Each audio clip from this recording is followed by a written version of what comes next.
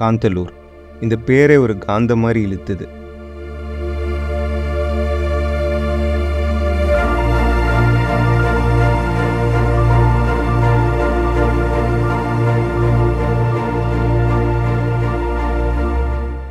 இந்த வாட்டி காந்தலூருக்கு போக போகிறோம்னு முடிவு பண்ணப்பவே எப்படி தோணுச்சுன்னா, பரிச்சயமே இல்லாத ஒரு ஊர், அங்கே நிறைய மலைகள் இருக்கும், அந்த மலைகள் எல்லாம் காந்தம் போல் ஒட்டியே இருக்கும்.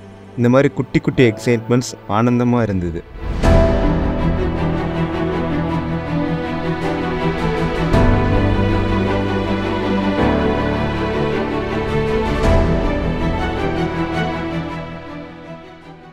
போகிற வழியில் நாங்கள் அனுபவித்த பல விஷயங்கள் ஒரு விதமான புத்துணர்ச்சியை கொடுத்தது. இந்த காந்தலூர் தமிழ்நாடு கேரளா பார்டரில் இருக்குது. அதாவது உடுமலைப்பேட்டிலேருந்து சுமார் ஒரு 70 கிலோமீட்டரில் இருந்தது.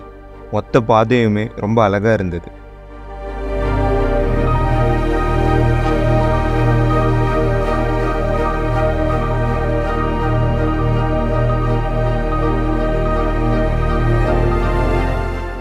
காந்தலூரை சவுத் இந்தியாவோட காஷ்மீர்னு சொல்லுவாங்க. இங்கே தான் நம்மளால் ஆப்பிள் மரத்தை பார்க்க முடியும். நாங்கள் போன இந்த சீசன் அவ்வளோவா இல்லை, பட் குட்டி குட்டியாக நிறைய ஆப்பிள் பார்த்தோம். அதையும் தாண்டி பல வகையான பழங்கள், பூக்கள், இது எல்லாமே ஒன்று ஒன்றா சொல்லி எக்ஸ்பிளைன் பண்ண இந்த க்யூட்டான பாட்டி, இது எல்லாமே கேட்கவே சந்தோஷமாக இருந்தது.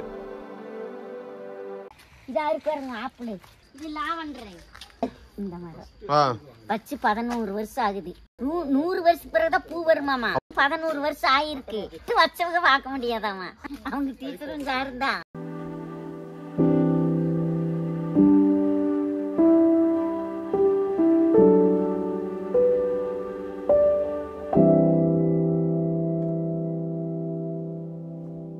முக்கியமான விஷயம் என்னென்னா, நாங்கள் போகிற பாதை முழுவதும் நிறைய வாட்டர் ஃபால்ஸை பார்த்தோம்.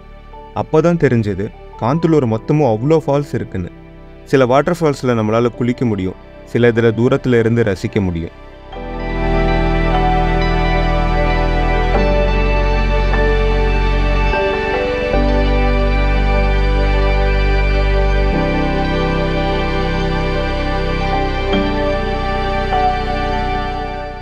எங்களோட இந்த மொத்த காந்தலூர் பயணமும் ஒரு ஆஃப் ரோட் ஜீப்பில் தான் இருந்தது.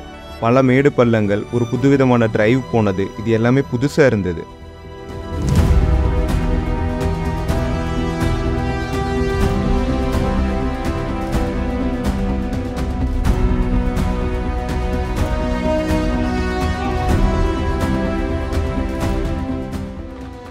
இந்த மொத்த காந்தலூர் அனுபவத்தையுமே இன்னமும் அழகாக்கினது நாங்கள் தங்கியிருந்த ஸ்டே. ரொம்ப ப்ரைவேட்டான பிளேஸ், அமைதியான இடம், நல்ல சாப்பாடு, நல்ல ஒரு எக்ஸ்பீரியன்ஸாக இருந்தது.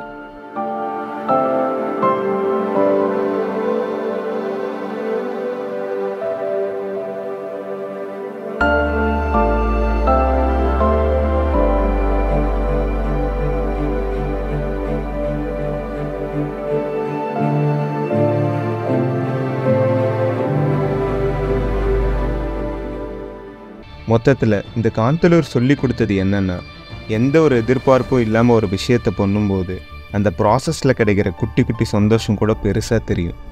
என்ஜாய் த லிட்டில் திங்ஸ்ன்ற மாதிரி.